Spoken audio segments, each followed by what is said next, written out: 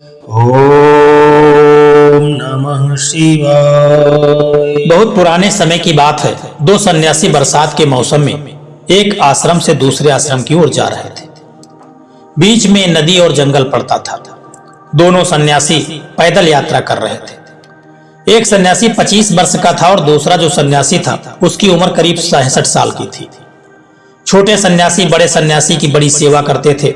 आश्रम में नए सन्यासी सदैव अपने बड़े सन्यासियों के प्रति आदर सम्मान और सेवा का भाव रखते हैं। बड़े सन्यासी आगे आगे चल रहे थे और उनके पीछे छोटे सन्यासी चल रहे थे। कुछ देर चलने के बाद अब उन्हें एक नदी को पार करना था। नदी के पास एक सुंदर सी युवा स्त्री खड़ी थी। उस स्त्री ने बड़े सन्यासी से निवेदन किया कि मुझे तैरना नहीं आता है और ये नदी पार करनी है। बड़े सन्यासी ने उस स्त्री की बात सुन करके अपना चेहरा घुमा लिया। स्त्री ने पुनः कहा कि मेरी सहायता कीजिए, मुझे नदी पार करवा दीजिए।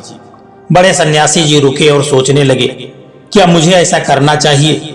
मानवता के रूप से तो यह सही है, परंतु मेरा इतने वर्षों का ब्रह्मचर्य है, कहीं स्त्री के स्पर्श से वह नष्ट न हो जाए। मेरे इतने सालों की तपस्या है, मैं यूं ही किसी की मदद करने के लिए उसे नष्ट नहीं कर सकता। यह सब विचार करके बड़ा सन्यासी जो था उसने हाथ जोड़ करके उस महिला से मदद करने से मना कर दिया।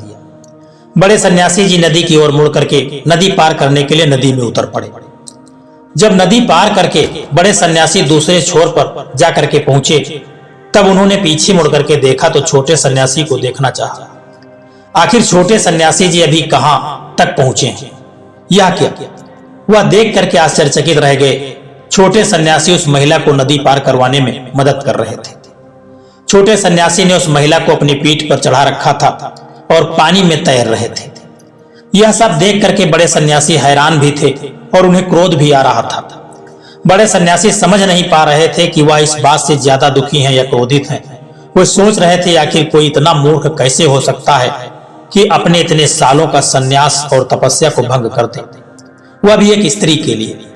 या फिर अभी इस छोटे सन्यासी की तपस्या में कमी थी, या वो अभी पूर्ण रूप से ब्रह्मचारी बन ही नहीं पाया था। एक स्त्री के सौंदर्य को देख करके वह भटक गया। यदि वह उसे मदद नहीं करता तो कौन सा मानव जाति पर कोई आपत्ति आ जाती थी। यही सब सोच विचार करके बड़ा सन्यासी जो था जल्दी जल्दी आगे बढ़ते जा रहे थे। बड़े सन्यासी ने जब फिर से पीछे मुड़ करके देखा तो पाया कि वे दोनों नदी पार कर चुके हैं।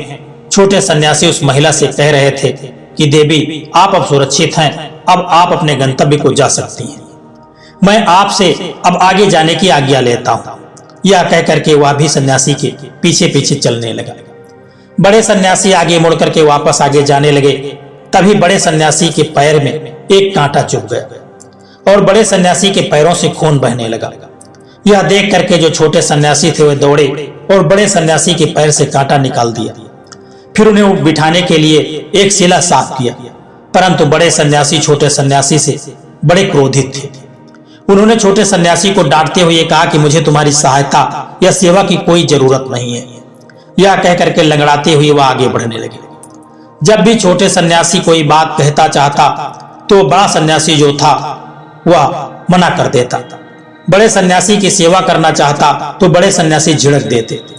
छोटे सन्यासी समझ ही नहीं पा रहे थे कि आखिर ऐसा क्या हुआ है, कौन सी गलती उन्होंने की है जिसके कारण ऐसा व्यवहार उनके साथ हो रहा है। उनकी सोच में यह बात दूर दूर तक नहीं थी कि महिला की मदद करने के कारण बड़े सन्यासी दुखी और क्रोधित हो रहे हैं। चलते चलते दोनों सन्यासी दूसरे आश्रम तक पहुंच गए। उन दोनों के रहने की व्यवस्था एक ही कमरे में हुई थी। दूसरे आश्रम के सन्यासियों ने इन दोनों का स्वागत किया। जब आश्रम के बाकी लोग कमरे में चले गए तब बड़े सन्यासी ने क्रोध से कहा, ये तुम्हें सन्यासी समझ रहे हैं, पर इन्हें क्या मालूम तुम सन्यासी नहीं भोगी हो। तुम में सन्यासी और ब्रह्मचारी का कोई लक्षण नहीं है। छोटे सन्यासी कुछ समझ नहीं पाए। तब उन्होंने हाथ जोड़ करके कहा कि मुझसे क्या अपराध हुआ है जिसके कारण आप मुझसे इतना क्रोधित हो रहे हैं? आप ऐसा क्यों कह रहे हैं कि मुझ में सन्यासी ब्रह्मचारी का कोई लक्षण नहीं है? यह सब सुन करके जो बड़ा सन्यासी था वह कहने लगा, जैसे तुम्हें पता ही नहीं कि तुमने क्या किया है। उस महिला ने मुझसे भी मदद मांगी थी, पर मैंने अपने ब्रह्मचर्य को, अपने सन्यास को ताक पर रख करके उसकी मदद करने की तुमने एक क्षण भी सोचना आवश्यक नहीं समझा। क्या उचित है, क्या अनुचित है, उसके सौंदर्य के आगे अपनी तपस्या और सन्यास एवं ब्रह्मचर्य को एक बार भी याद नहीं कर पाए थे। सबका त्याग कर उस महिला के हाथ को पकड़ करके नदी पार करने लगे। ऐसे अमर्यादित कृत्य करने के बाद तुम मुझसे पूछ रहे हो कि मैंने ऐसा कौन सा अपराध किया है। माथे पर जब रूप का आकर्षण चढ़ता है तब कुछ और नहीं दिखाई देता। तब हाथ जोड़ करके छोटे सन्यासी ने मुस्कुराते हुए कहा, आप सही कह रहे हैं। जब रूप का आकर्षण माथे पर चढ़ता है तब कुछ नहीं दिखता। मैंने तो उस महिला का साथ कब का छोड़ दिया, परंतु वह अभी तक आपके माथे में बैठी हुई है। क्या क्रोध, कुंठा और दुख ब्रह्मचर्य को भंग नहीं करते? क्या केवल स्त्री का स्पर्श ब्रह्मचर्य को भंग करता है? ब्रह्मचर्य का स्थान मनुष्य के अंदर है, बाहर नहीं। बाहर की कोई भी स्थिति, परिस्थिति, वस्तु या स्थान एक सन्यासी, एक ब्रह्मचारी को भंग नहीं कर सकते जब तक वह स्वयं अंदर से भंग न हो। मैंने तो उस स्त्री को केवल एक असहाय मानव के रूप में देखा, उसकी सहायता की और आगे चल पड़ा। सन्यासी जीवन में तो काम, क्रोध, मद, मोह किसी के लिए भी स्थान नहीं है। ब्रह्मचर्य का अर्थ ब्रह्मा जैसा आचरण होता है। सन्यासी का अर्थ हर प्रकार से बंधन से मुक्ति होता है। यह सब सुन करके बड़े सन्यासी हाथ जोड़ करके छोटे सन्यासी से कहने लगा कि मुझे क्षमा कीजिए सन्यासी जी, आप आयु में मुझसे भले ही छोटे हैं परंतु ज्ञान में मुझसे बहुत बड़े हैं। मुझसे अपराध हुआ। तब छोटे सन्यासी ने कहा कि आपने सीख ले ली, यह पर्याप्त है, बाकी अब आप मुझे आपकी सेवा करने का अवसर दें। यहाँ यही मेरा धर्म कहता है।